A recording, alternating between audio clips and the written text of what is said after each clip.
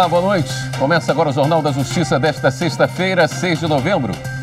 Mesmo com o apagão que atinge o Amapá, a Justiça Eleitoral do Estado afirma que está preparada para realizar as eleições municipais marcadas para 15 de novembro. O tribunal informou que as urnas eletrônicas que vão ser usadas no dia da votação possuem bateria com autonomia suficiente. Esse é um dos destaques desta edição. Você vai ver também. Supremo declara que lei estadual que prevê indenização a presos da ditadura é constitucional. STF valida emenda que deu autonomia à Defensoria Pública da União e do Distrito Federal. Supremo considera legal contratação pela CLT em fundações de saúde do Rio de Janeiro.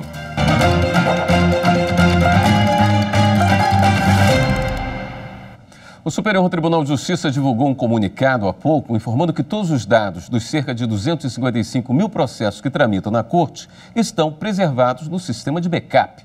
A rede de informática do tribunal sofreu um ataque hacker na última terça-feira durante as sessões de julgamento das turmas. O STJ confirmou que já é possível assegurar que na próxima segunda, dia 9, o sistema Justiça vai estar operante e que na terça o tribunal poderá retomar as atividades judicantes. O Supremo Tribunal Federal manteve a validade de uma lei do Espírito Santo de 1998 que aponta o Estado como responsável por danos físicos e psicológicos causados a pessoas presas no período da ditadura militar. A lei ainda estabelece regras para a indenização.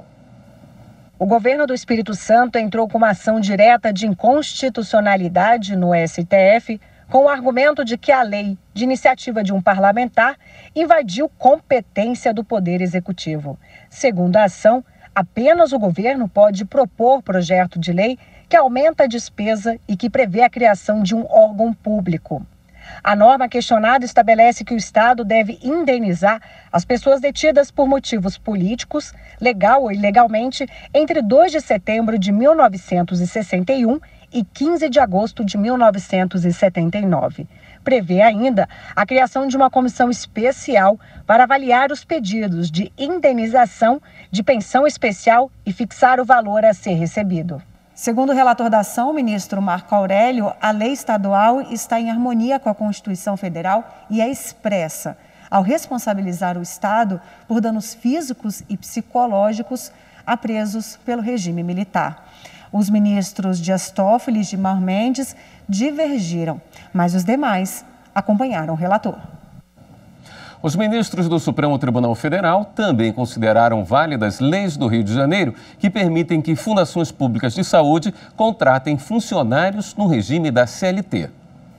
O julgamento foi pelo plenário virtual. Os ministros negaram uma ação do Partido Socialismo e Liberdade contra 2 normas fluminenses de 2007 que definem a atividade de saúde como área de atuação estatal e autoriza a criação de fundação para prestação de serviços de saúde. Segundo o partido, as leis não poderiam ter estabelecido o regime de direito privado para a criação das fundações, porque deveria ser aplicado o regime jurídico único de servidores, como acontece em organizações administradas pelo Estado, como a direta, autarquias e fundações. Mas o relator, ministro Marco Aurélio, entendeu que não há violação ao adotar regime de direito privado na contratação de funcionários, porque as fundações têm patrimônio e receitas próprias.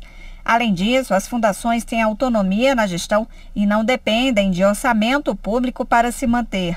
O voto do relator foi acompanhado pelos outros ministros. Ainda em julgamento no plenário virtual, a maioria dos ministros do STF votou pela validade de emenda constitucional que garantiu a autonomia funcional e administrativa da Defensoria Pública da União e do Distrito Federal. A Corte rejeitou a ação proposta pela então presidente da República, Dilma Rousseff, que sustentava que somente o chefe do Poder Executivo poderia propor alteração referente aos servidores públicos da União ou ao seu regime jurídico. O entendimento majoritário do tribunal foi de que não houve irregularidade na iniciativa parlamentar que propôs a mudança e nem afronta ao princípio constitucional da separação dos poderes. A avó de 2 crianças vai responder pelo crime de tráfico de drogas em prisão domiciliar. Foi o que decidiu o ministro Gilmar Mendes, do Supremo Tribunal Federal. Quem tem os detalhes é a repórter Viviane Novaes. A mulher denunciada foi presa há quase 2 meses no estado de São Paulo pelo tráfico de drogas. Ela cuida de 2 netos de 3 e 6 anos que perderam a mãe e tem uma filha que também é menor de idade. Na decisão, o relator do caso, ministro Gilmar Mendes, lembrou o marco legal da primeira infância, que prevê a prisão domiciliar quando a pessoa for imprescindível aos cuidados especiais de pessoa menor de 6 anos. Disse também que a colocação da paciente em prisão domiciliar é medida que se impõe por causa da idade dos netos, a ausência da mãe das crianças, a viuvez da paciente. Ela também cumpre as condições para se manter no regime aberto. A denunciada não tem registros criminais. O ministro Gilmar Mendes também estabeleceu algumas condições. A mulher deve comparecer periodicamente à Justiça, pedir autorização para sair de casa e comunicar mudança de endereço. Além disso, deve passar por estudos psíquicos junto com a família para a proteção da filha e dos netos. Em discurso no Congresso Nacional dos Advogados Públicos Federais, o ministro do Supremo Tribunal Federal, Dias Toffoli, falou que o desempenho do judiciário brasileiro durante a pandemia é exemplo para o mundo. Para o ministro, a rápida resposta do sistema de justiça é resultado de investimento constante na tecnologia. Aumento de julgamentos no plenário virtual, sessões por videoconferência e uso cada vez maior de ferramentas digitais. Alguns exemplos de soluções tecnológicas que têm contribuído na resolução de conflitos e ajudado a desafogar a justiça brasileira. Para o ministro do Supremo Tribunal Federal, Dias Toffoli, foi com investimento nessas ferramentas digitais que o judiciário brasileiro tem conseguido dar uma resposta rápida à sociedade, mesmo durante a pandemia do novo coronavírus. A declaração foi feita durante o Congresso Virtual, organizado pela Associação Nacional dos Advogados Públicos Federais. Manter o funcionamento da prestação jurisdicional, como fizemos aqui no Brasil, é exemplo para o mundo. Na avaliação do ministro, o uso de ferramentas tecnológicas no judiciário não prejudicou a participação das partes envolvidas nos processos. Acabou a ampliação do plenário virtual mostrando uma excelente produtividade, sem perder a participação dos advogados, do Ministério Público, da Advocacia Pública e da Defensoria, com a criação pela TI do Supremo Tribunal Federal de ferramentas para a inserção de sustentações orais e esclarecimentos de matéria de fato. Para Toffoli, o investimento na área da tecnologia da informação teve grande influência em casos de conciliação. O ministro citou ainda a integração entre o processo judicial eletrônico e o sistema de negociação online, gerenciado pela Secretaria Nacional do Consumidor do Ministério da Justiça, que permite uma interlocução direta entre consumidores e fornecedores. A iniciativa é de suma importância para descongestionar a justiça brasileira, haja vista que as ações consumeristas já representam cerca de 10% de todos os processos em tramitação. Toffoli encerrou destacando que as soluções digitais hoje servem como ponto de apoio entre as instituições ligadas ao judiciário. A incorporação dos instrumentos da tecnologia da informação na transformação de rotinas e métodos de trabalho tem sido um ponto de apoio importante nessas instituições. O trabalho desenvolvido durante a pandemia, mais uma vez reitero, é evidência de uma grande maturidade e de eficiência. E no próximo bloco, gestão prisional e estigma contra egressos são temas de publicações inéditas do Conselho Nacional de Justiça. Voltamos já. Uma Constituição que traz no seu texto valores tão importantes construídos durante a história da civilização, é uma Constituição que temos que defender sempre, nos unirmos na sua defesa, especialmente nos momentos de dificuldade como este que estamos vivendo e provavelmente viveremos assim que a pandemia acabar.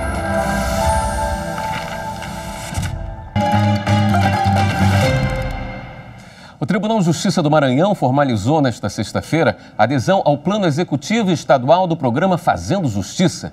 O projeto é uma iniciativa do Conselho Nacional de Justiça e da Organização das Nações Unidas para tentar melhorar o sistema carcerário em todo o país. O programa foi pensado para garantir direitos básicos definidos na Constituição Federal nas diferentes fases do ciclo penal e socioeducativo, desde a prisão ou apreensão até a sentença ou apuração do ato infracional.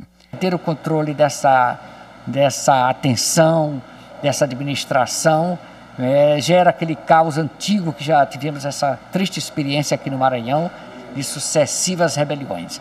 Então hoje despertamos para esse trabalho unido e preventivo. A ideia é que cada estado e o Distrito Federal tenha seu próprio planejamento, já que enfrentam realidades diferentes. O projeto atua também na construção de políticas para melhorar a gestão judiciária, com alternativas penais, opções para egressos do sistema penitenciário e de internação de menores e ações para conter a superlotação das unidades carcerárias. O Maranhão segue e procura dar efetividade a fim de minorar a problemática que decorre da existência do sistema carcerário. O Fazendo Justiça é uma parceria entre o Conselho Nacional de Justiça e o Programa das Nações Unidas para o Desenvolvimento. É uma iniciativa da gestão Luiz Fux à frente do CNJ e conta ainda com o apoio do Departamento Penitenciário Nacional, ligado ao Ministério da Justiça e Segurança Pública. Até o fim do mês, Mato Grosso do Sul e Sergipe também vão fazer parte do projeto. Todos juntos para contribuir para a melhor ressocialização dos presos e a vida com dignidade também na penitenciária. O Conselho Nacional de Justiça promoveu a terceira rodada de lançamentos de mais de 30 produtos de conhecimento na área penal, produzidos a partir de parceria com o Programa das Nações Unidas para o Desenvolvimento e o apoio do Ministério da Justiça e Segurança Pública. Por causa da pandemia, os lançamentos são feitos por videoconferência. No evento virtual foram apresentadas publicações inéditas. A primeira delas, sobre arranjos institucionais e protocolos de políticas públicas em prisões, propõe alternativas para que os poderes judiciário e executivo encontrem soluções para enfrentar a violência e garantir a proteção dos direitos fundamentais nas penitenciárias do país. A segunda publicação fala dos estigmas sofridos por pessoas egressas do sistema prisional e seus familiares. O material reúne dados de pesquisas e destaca ações para melhorar esse contexto. O documento pode auxiliar no diálogo sobre políticas relacionadas a pessoas egressas com gestores, trabalhadores e sociedade civil organizada. Na próxima terça-feira, dia 10, será lançado o Manual de Prevenção e Combate à Tortura e Maus Tratos na Audiência de Custódia. A transmissão ao vivo começa às 10 da manhã no canal do CNJ no YouTube. E a partir das 3h30 da tarde é a vez do webinário Manuais Informativos e Guias, Gestão Prisional, Alternativas Penais, Monitoração Eletrônica e Atenção a Pessoas Egressas, que traz um apanhado de novas publicações originalmente lançadas pelo Departamento Penitenciário Nacional. O presidente do Superior Tribunal de Justiça, ministro Humberto Martins, recebeu hoje da Fundação Getúlio Vargas o Plano de Orientação Estratégica para a Gestão do Tribunal nos próximos 2 anos. O documento foi entregue após acordo de cooperação firmado entre o STJ e a FGV um dia após a posse da nova gestão do tribunal, em agosto deste ano, para que fosse desenvolvido o trabalho de orientação estratégica com o objetivo de nortear a gestão do biênio 2020-2022. O documento foi entregue em uma reunião em que participaram ministros do STJ e representantes da FGV. Na ocasião, o presidente da Corte, ministro Humberto Martins, falou sobre a importância de uma gestão participativa e transparente.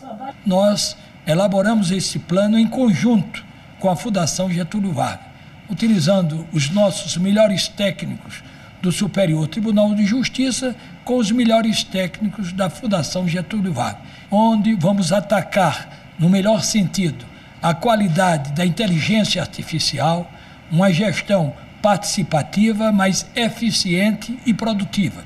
O plano chamado de Mãos Dadas, Magistratura e Cidadania apresenta diretrizes nas áreas de governança, tecnologia e inteligência artificial a serviço da justiça e do cidadão e também no campo de comunicação com a sociedade. As iniciativas estratégicas buscam fazer a diferença no Poder Judiciário com a implementação de uma gestão participativa. Gestão e planejamento é fundamental para que saiamos desse momento atual de crise, de quantidade de processos, quase colapsando a máquina do judiciário. Então é fundamental que tenhamos essa visão administrativa e o ministro Humberto demonstra isso no Tribunal da Cidadania. Os ministros do STJ, Herman Benjamin, Marco Buzzi e Marco Aurélio Belize, participaram da solenidade por videoconferência. A parceria não teve nenhum custo para o tribunal e as medidas vão aumentar a agilidade e segurança na prestação jurisdicional, além de assegurar avanços na área da tecnologia e promover o contato direto entre a sociedade e o Tribunal da Cidadania. Nós temos que trilhar o caminho do planejamento, de prever as dificuldades, de fazer planos de contingência assim por diante. O desafio é que a gente, a partir desse documento, desse plano de gestão para o biênio 2020-2022, junto com o STJ, a gente possa contribuir para que as ações sejam executadas de forma rápida, como a sociedade exige. O plano de gestão estratégica foi produzido para o biênio 2020-2022 e as iniciativas consideram também o contexto da pós-pandemia, com todos os cuidados e adaptações necessárias para garantir a eficácia da aplicação das estratégias. O presidente do Superior Tribunal de Justiça também assinou nesta sexta-feira acordo de cooperação técnica entre o STJ e o Conselho Nacional do Ministério Público. A ideia do acordo é conjugar esforços para o intercâmbio de dados, conhecimentos, informações e experiências entre as ouvidorias dos dois órgãos. Assinaram o termo o ouvidor nacional do Ministério Público, conselheiro Oswaldo D'Albuquerque, a ouvidora do Superior Tribunal de Justiça, ministra Suzete Magalhães, o presidente do Conselho do Ministério Público, Augusto Aras, e o presidente do Superior Tribunal de Justiça, ministro Humberto Martins. O presente acordo visa ou busca o intercâmbio de dados, o intercâmbio de informações, de experiências e de conhecimento, mas tem uma visão: fortalecer e disseminar os mecanismos de participação social, controle social, avaliação de políticas públicas e serviços públicos, além da conjugação de esforços visando a integração de sistema de informações das ouvidorias. As ouvidorias são um canal de comunicação dos órgãos com a população. Esse serviço está diretamente ligado ao princípio da transparência e à lei de acesso à informação.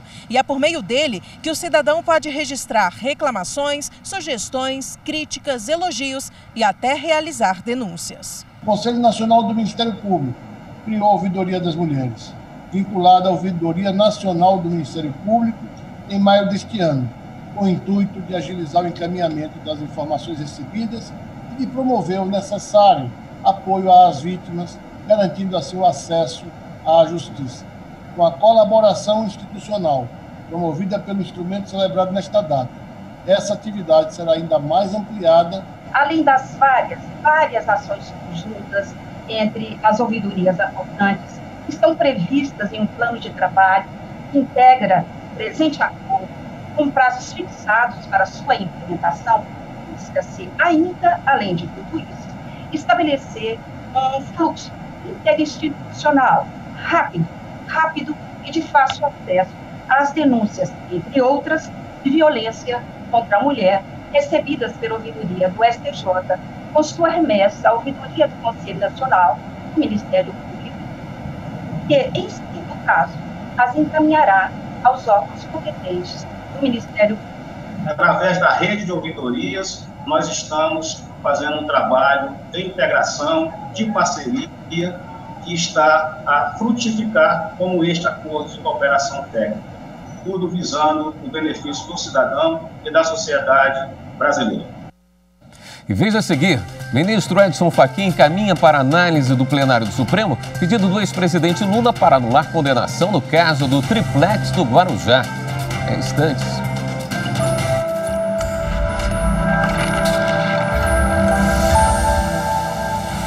A Constituição é a tábua de valores éticos da nossa República.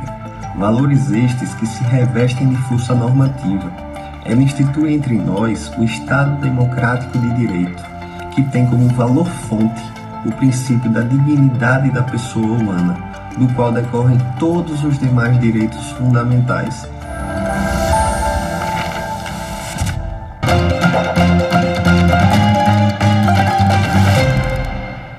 Mesmo diante desse cenário de apagão em 14 dos 16 municípios do Amapá, a Justiça Eleitoral do Estado informou que está cumprindo rigorosamente o calendário eleitoral e que está preparada para a realização das eleições marcadas para 15 de novembro.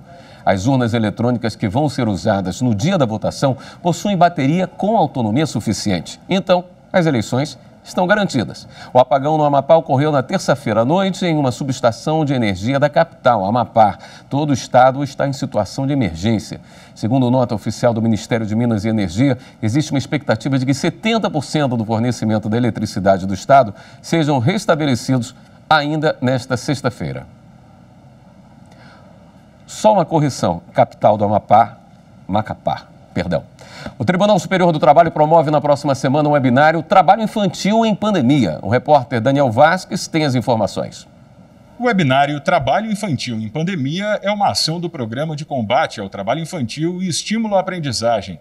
O evento terá a participação da presidente do TST e do CSJT, ministra Maria Cristina Peduzzi, e da coordenadora do Programa de Combate ao Trabalho Infantil e de Estímulo à Aprendizagem, ministra Cátia Arruda.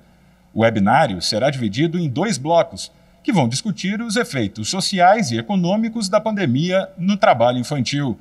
Entre os convidados estão o padre Júlio Lancelotti e a auditora fiscal do trabalho, Mônica do Alibe.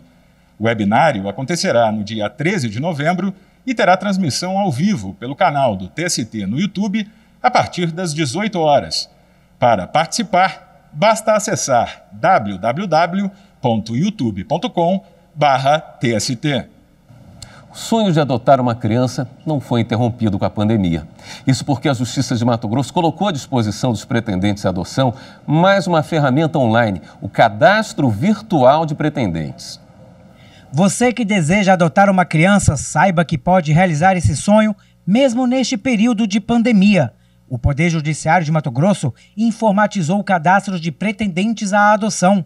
A partir de agora, o pedido de habilitação dos pretendentes a pais adotivos deve ser feito somente de forma online. Basta entrar no site do Tribunal de Justiça, clicar no banner Cadastro de Pretendentes à Adoção e seguir o passo a passo. Preencher todo o formulário virtual, anexar a documentação necessária e será enviado de forma online para o cartório distribuidor. Assim ela poderá, após esse protocolo, acompanhar o andamento do seu pedido de habilitação à adoção. Cadastro Virtual de Pretendentes à Adoção. Mais uma inovação do Judiciário de Mato Grosso que facilita a realização de sonhos. O ministro Edson Fachin encaminhou para julgamento no plenário do Supremo habeas corpus em que o ex-presidente Lula busca anular a condenação no caso do triplex do Guarujá. Lula foi condenado a 8 anos, 10 meses e 20 dias por corrupção passiva e lavagem de dinheiro. O pedido é para que a 13ª Vara Federal de Curitiba seja considerada incompetente para julgar o caso, que estaria fora do âmbito da Operação Lava Jato. A defesa argumenta que não há relação entre os desvios praticados na Petrobras e o custeio da construção do edifício ou das reformas realizadas no imóvel. Esta edição do Jornal da Justiça fica por aqui. Para você, uma ótima noite e um bom fim de semana.